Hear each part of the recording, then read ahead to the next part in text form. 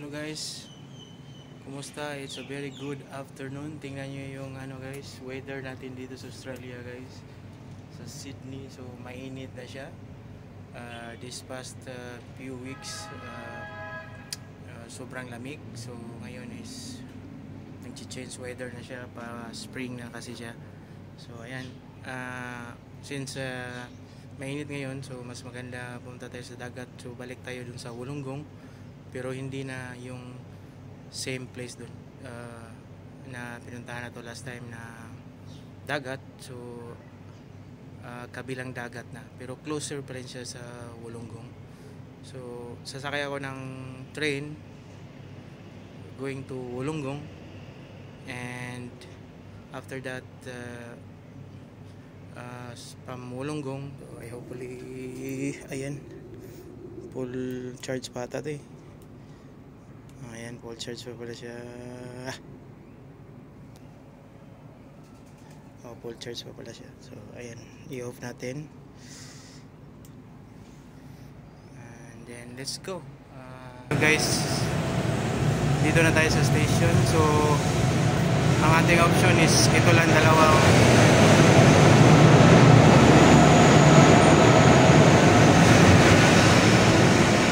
ingay guys.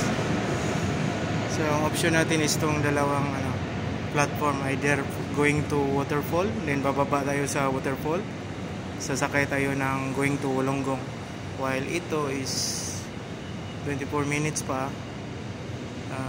Sakay tayo going to Kiama, then stop tayo dyan sa Wollongong, then from Wollongong sasakay tayo doon, may ibang platform doon sa train na papuntang Port Kembla.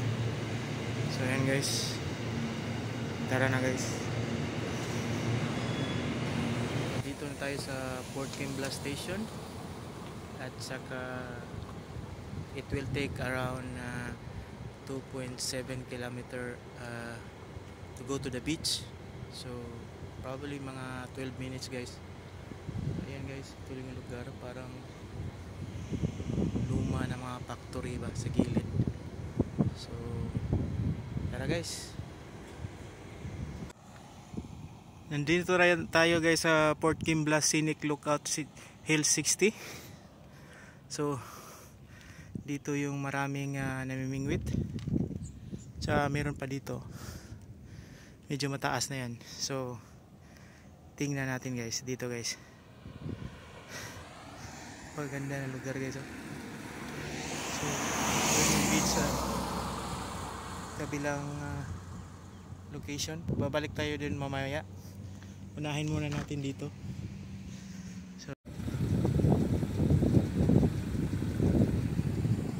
ito na yung lookout. Yan sa baba dyan, yan sa baba may pwede tayo mamingwit dyan. Kaso delikado, sa maraming kasing namamatay dyan eh, dahil sa rock yan eh, rock fishing yung dyan, kadalasan dyan. So yan, ito yung lookout. Yan, likod yun yung beach, yun yung puntahan natin mamaya, yung beach na yan. Punta tayo, ikot tayo, search sa rescue navigation, harapan maganda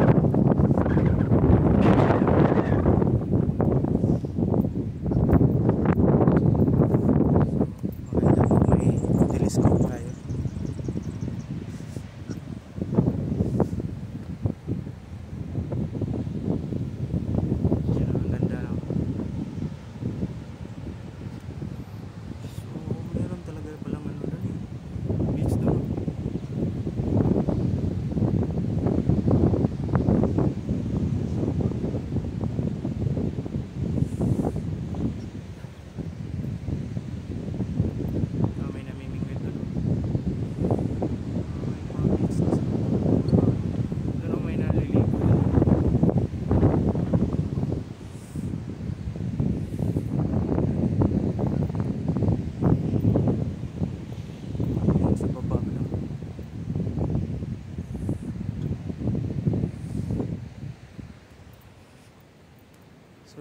dito banda beach side.